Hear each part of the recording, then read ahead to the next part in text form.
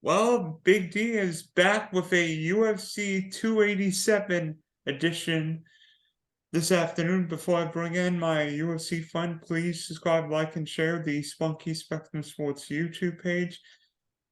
Putting away the driver for now, but plenty of Masters content available. Also, check out the Big D podcast for all you audio listeners on Spotify and Apple. So, joining us to preview UFC 287 in Miami this weekend, Action Network Fantasy Labs UFC writer Billy Ward. Billy, after what seems like a long break, the UFC's back with a pay-per-view in my neck of the woods. Yeah, I'm not gonna lie. I love these weeks off now. UFC weeks are busy for me, especially pay-per-view weeks. So getting that one off, focus on some baseball stuff was a very nice little break in there, but happy to have it back this weekend. Yeah, and look at the main event we have at 185 pounds between Alex Bahia and Israel Adesanya. I've flipped on the fight last night, and I'm like, Alex Bahia is the biggest middleweight I've ever seen in my life. Yeah, I don't know if you've seen it, but there's a picture of him with Jailton Almeida, who's a light heavyweight who's moved up to heavyweight, and no small man himself. And Pereira looks legitimately bigger than this guy who's like somewhere between 205 and heavyweight. So I don't know how he makes it. I don't think, honestly, regardless of how this one goes, he's going to stay at middleweight for long, but he is the current middleweight champ. So that's the situation he's in now. Yeah, I heard he cut an enormous amount of weight for that fight with Adesanya. I'm like, how much? I mean, because Bahia's what 6'4", so he must have been what 210, 215. So he would have cut like 25 pounds. Yeah, I'd take over very easily on 210 for walking around weight for him. 220?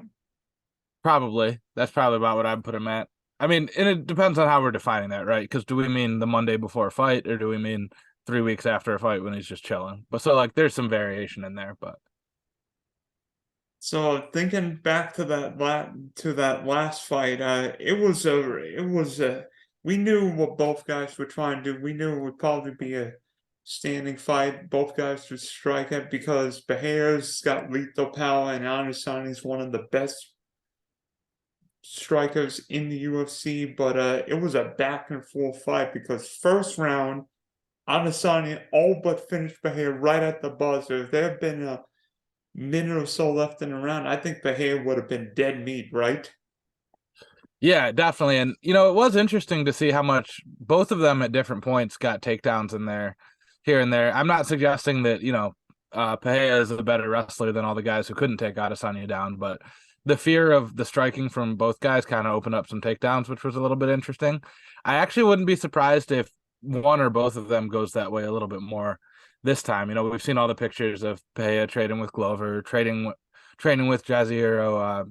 I'm sorry, Jailton Almeida, another high level grappler. So I'm sure he's focused on it mainly defensively, but it could be an opportunity for either man to exploit and win some minutes here.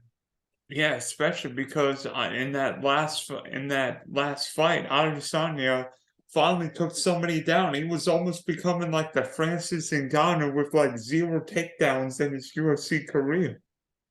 Well, he's still behind Ngannou after Francis got all those takedowns on Gan. But yeah, I mean, that was the interesting part with the matchup the first time because we've seen Pereira beat him as a kickboxer.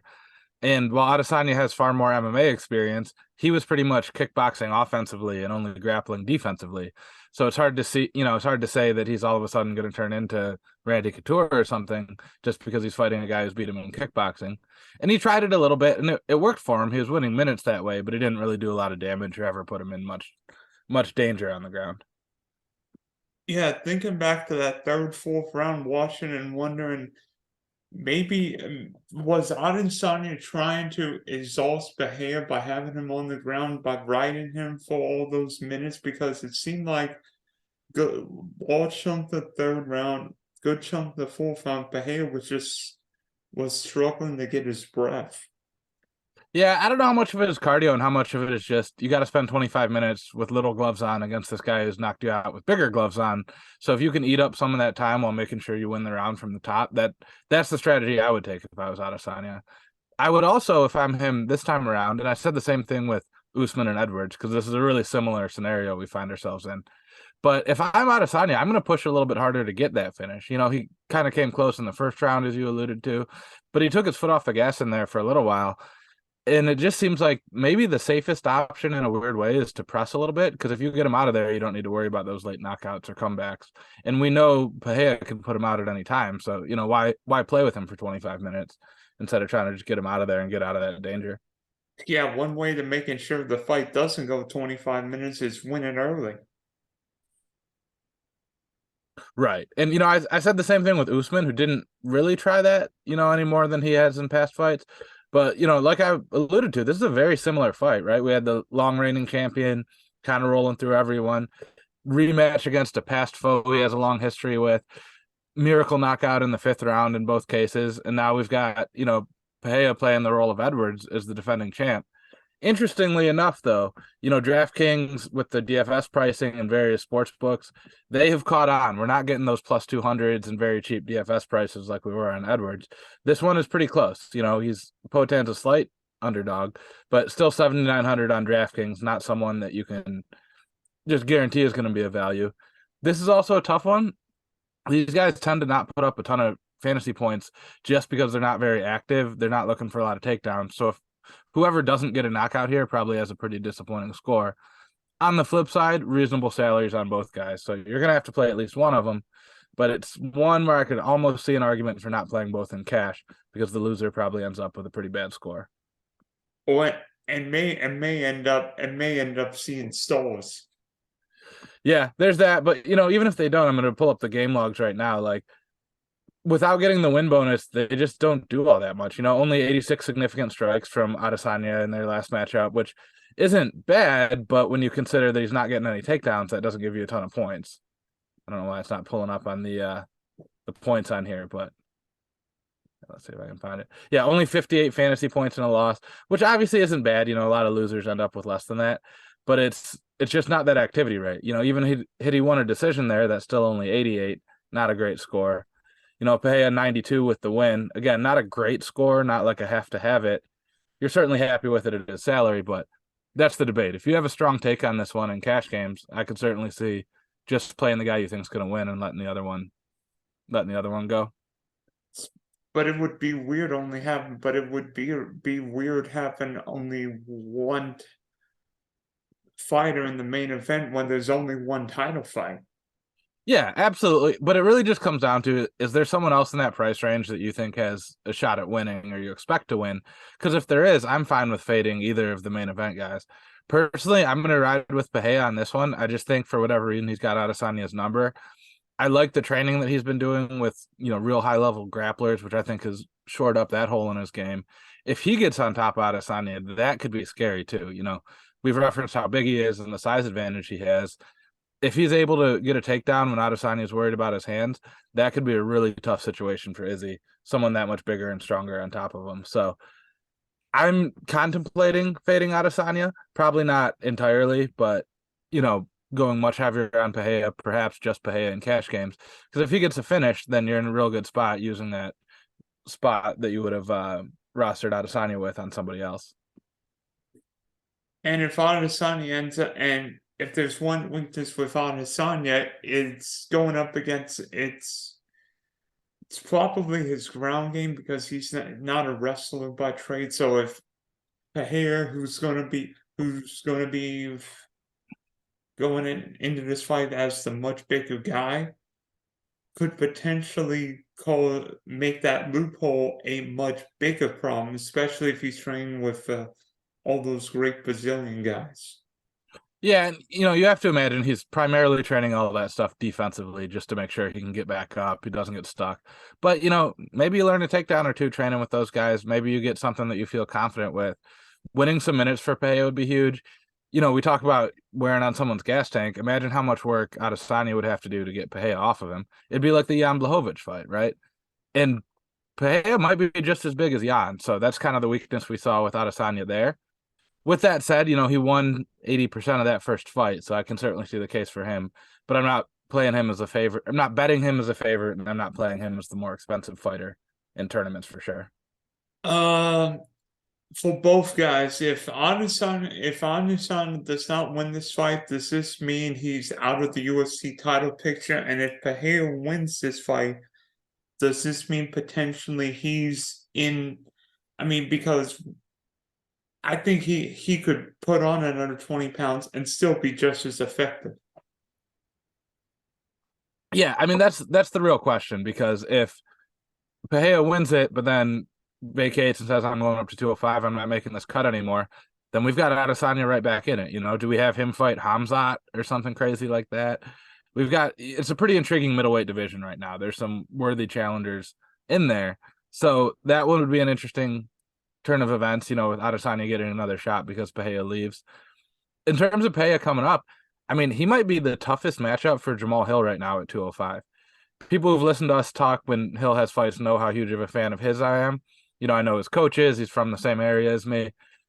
I think he's a really tough matchup because he keeps his range really well and keeps guys from getting to him and getting takedowns. Pereira's not going to try to take him down. He'll get in there and trade with Jamal.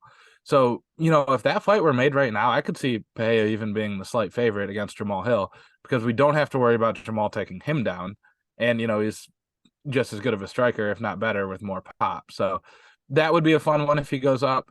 I could see him going up with a win or a loss, right? I could see him losing to Adesanya and saying, all right, man, you got your 185 back. I'm going up. I'm not making this cut anymore. I could also see him winning and say, hey, I was only doing 185 to get my fights with this guy on. Now I'm going to jump up to 205. So will be very interesting. Probably wouldn't expect any announcements, right away. But if we hear something from that, that'll be very fun to see how it shakes up, potentially two different divisions. I mean, I can't imagine Adesanya going 0-3 against anybody, but if you count the one kickboxing fight a few years ago, you imagine going 0-3 against Pereira?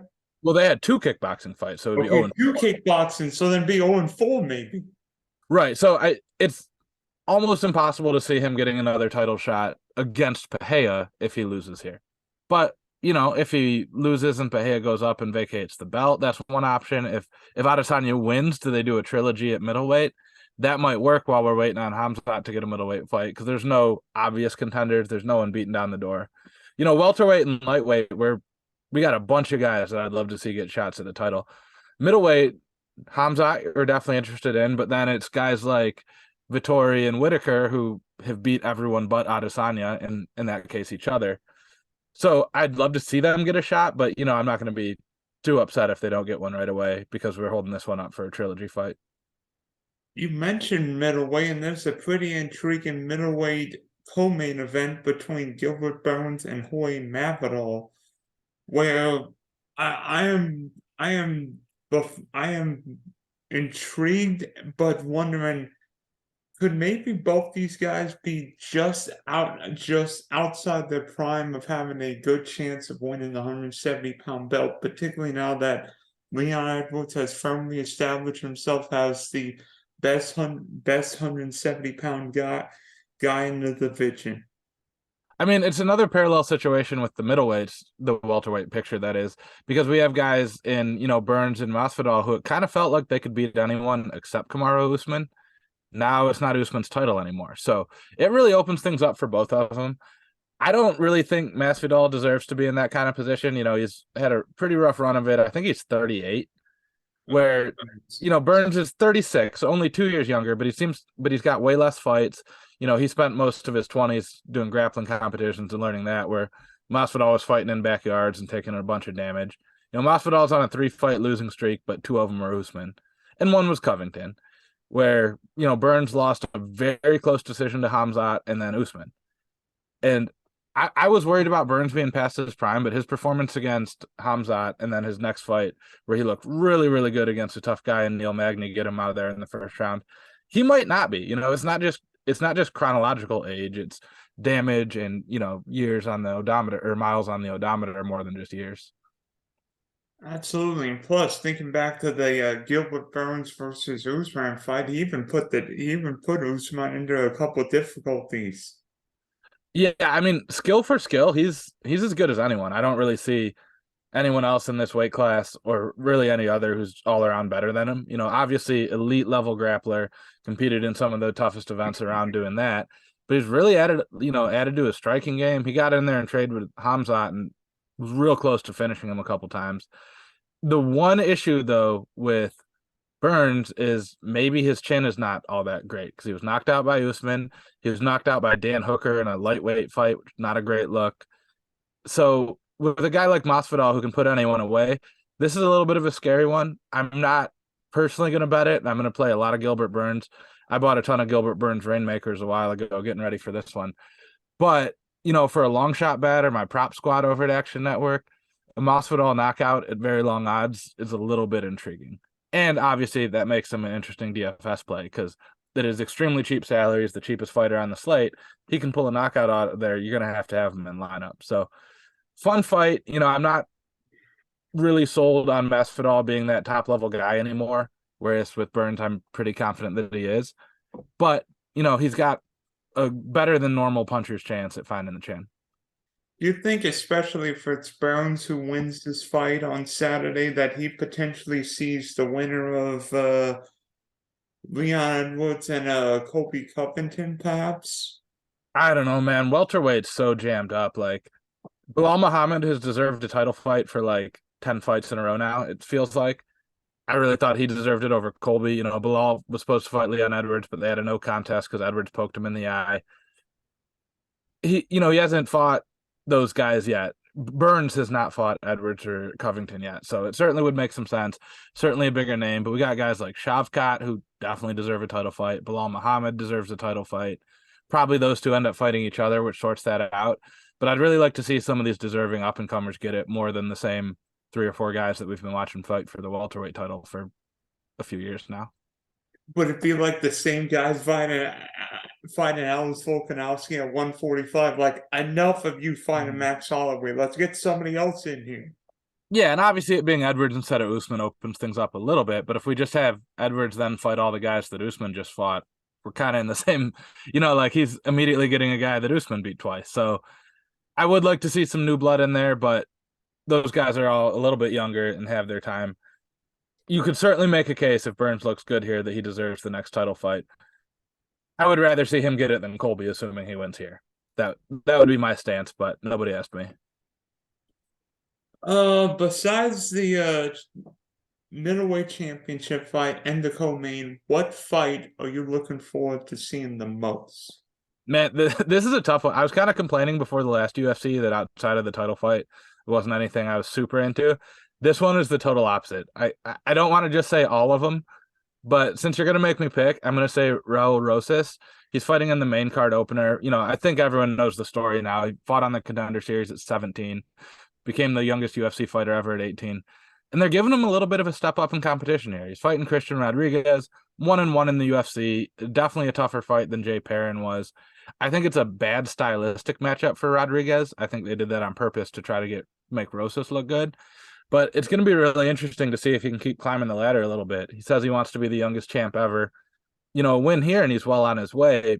He's only, minus 210, minus 220 range as a favorite compared to much longer odds before. But I'm just really excited to see this kid step up against some tougher levels of competition.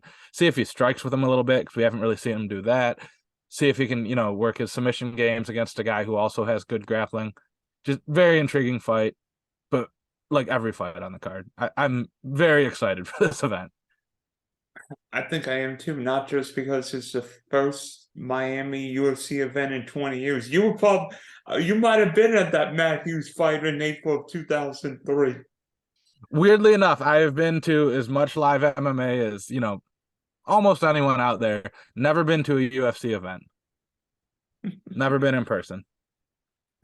You should go the next time. You should go to the UFC's in Detroit or Columbus one of these days, right? Yeah, if they ever make it back, or I happen to be traveling somewhere. But no, I mean, to expand a little bit on the card, just a ton of great fights.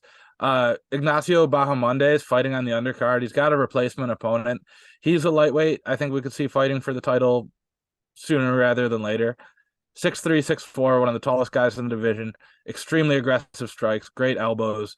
Has one split decision loss since he made it to the UFC, but has finished everybody else, including the Contender Series. That's a good one. Chris Curtis, always fun, fighting Kelvin Gastelum, who should be the more skilled fighter, but we've seen so many issues with Kelvin just making it into the cage and the bad run he's been on. And Curtis can knock out anyone, as we've seen him do. Oh man, I'm going down the list. I'm actually really excited for Luana Pinheiro versus Michelle Waterson.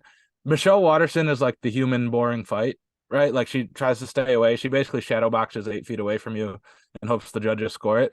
But Pinheiro is super aggressive. She just blitzes in with strikes, trying to force the clinch, and then huge high velocity judo throws. So anyone who likes throws or has done some judo or understands it a little bit, that one's going to be fun because I watched her in the last couple of fights she's had in the UFC. She was just flipping people on their head left and right. So, lesser known fighters names wise, but I'm very excited for that as, a very strong or very committed grappling nerd. With this fight taking place in the Sunshine State, my next question is, who is your favorite Florida born and bred, which is something weird because everybody moves down here, born and bred or Florida trained fighter? That's what I was gonna say. If they had to be born there, I would have a really tough time because I know everyone that trains at like ATT and all those places. All right, can I super cheat and say Habib? Yes, you can cheat. He trained at Top Team. No, actually, honestly, thinking more recently, I've been a huge Gilbert Burns fan for a long time. Just as a guy who likes grappling and watching him do that at a high level.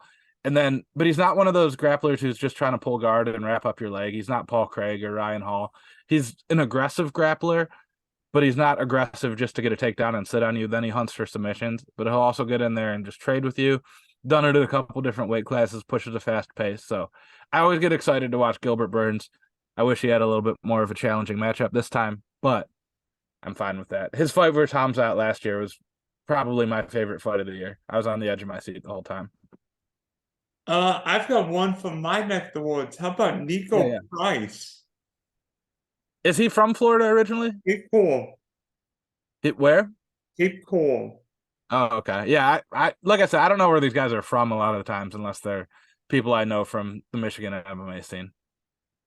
Went to Mariner. I think he went to Mariner High School here in Southwest Florida. Oh, nice. I remember him fighting one of those UFC events in Jacksonville, and he wanted to fight, but the doctor's like, "You're done." He looked. Nico Price looked like he fought Mike Tyson for 15 rounds and wanted to continue. Like the judges and the doctors, like, no, no, no, no, you're done. You're done. My big Nico Price memory is when he fought Donald Cerrone and should have won the fight, but fouled him, got a point taken away, and then was just so happy to get a draw because he didn't want his hero Donald Cerrone to take the loss, which was hilarious to me because Cerrone was obviously very upset that it was a draw. And Nico Price was like, "This is the best possible outcome." Like he didn't want to lose, but he didn't want Cerrone to lose, and somehow he made it happen, which was hilarious. Yeah, you imagine if that happened on Saturday night, we get Pereira and Adesanya drawn, and nobody wins. They should just make them. They should use like Ultimate Fighter rules for draws and title fights. Go to the 6th round. Yeah, I mean, who says no? Probably a lot of people, but Maybe make it like add another minute to the 5th round. yeah, I Okay. don't know. It would be fun, but the reason we do odd numbers is to try to make sure we don't have too many draws, and then people commit fouls, which messes that all up. Okay, Billy, taking a break from UFC for a second. We know you are a Detroit Lions fan through and through. I mean, it's been forever since the Lions won a playoff game. But what would be your ideal Detroit Lions draft? You know what the wonderful part about that question is this year? There's so many ways they could go. Before they signed every good free agent cornerback, I was very convinced that they needed to get at least one, if not two, in the first couple rounds. But they fixed that. They did it. They've got like 3+ guys, plus still have Okuda on the roster. Draft one for the future. Great. Don't. Awesome. I would really like Jalen Carter at 6 if he slips. I'm not sure that he will. I'm also not sure that with the new, character guys and the new regime here that they would actually even take him. But I'd love to add a big body up front. And then, man, we can do anything we want. This is such a fun time to be a Lions fan. I've never experienced this before in my life, where we have a lot of draft capital and not glaring needs that we need to fill. So Bijan Robinson at 18, because we want to get explosive there. Sure. Future quarterback pick at 6 and then fix holes later else. Great. Yeah, love that too. Like they could take almost anyone at this point, and I'm okay with it. Where in years past, it's like, oh, we're the horrible team that keeps drafting first round tight ends for no reason, even though we have huge holes. But we're not a horrible team anymore. This is wonderful. You're probably feeling the same thing as a Jags fan, although without the ridiculous draft capital the Lions are sitting on.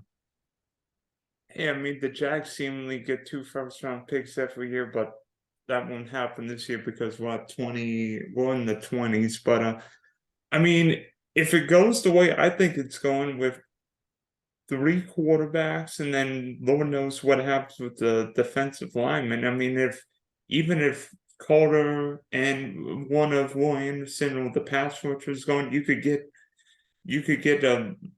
Wilson, the guy from Texas Tech, Murphy from Clemson, and then at 18, I mean, everybody's saying B. John Robinson, but B. John's probably one of the top 4 or 5 players in this draft.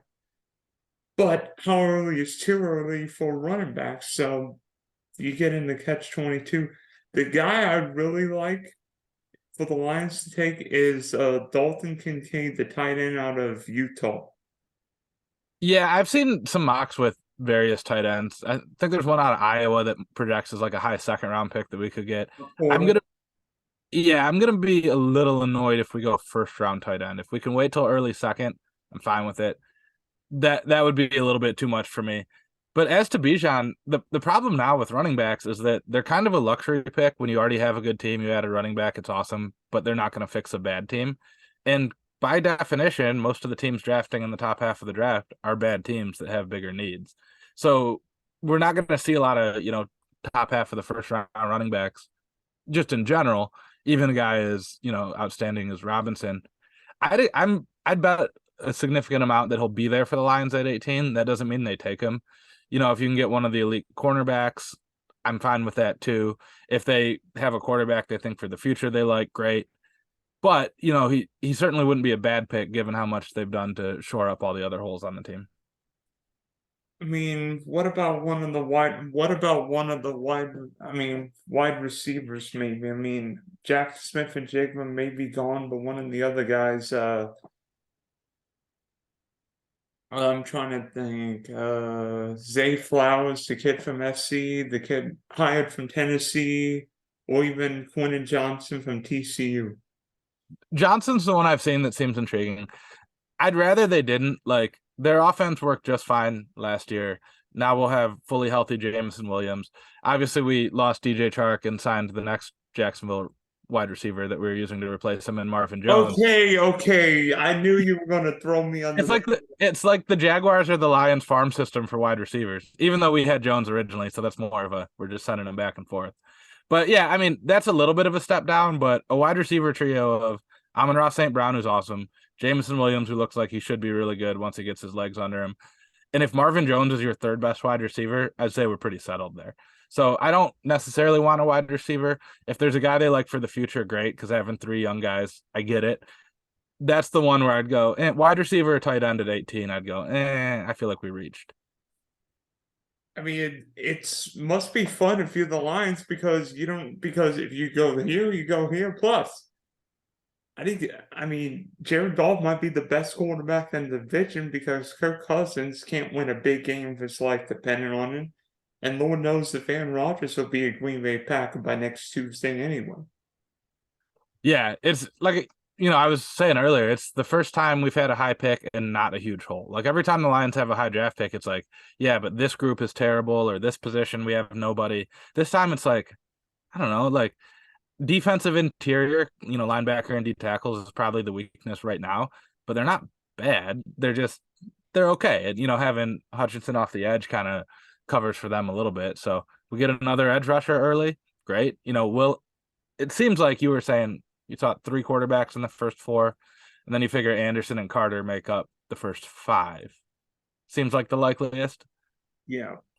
So even if they went Tyree Wilson up there, very exciting front group. I'd rather have a big run stuffer type like Jalen Carter. I really wanted Jordan Davis last year instead of JMO in a similar move. But, Jameson Williams looks like he's working out in limited sample size too.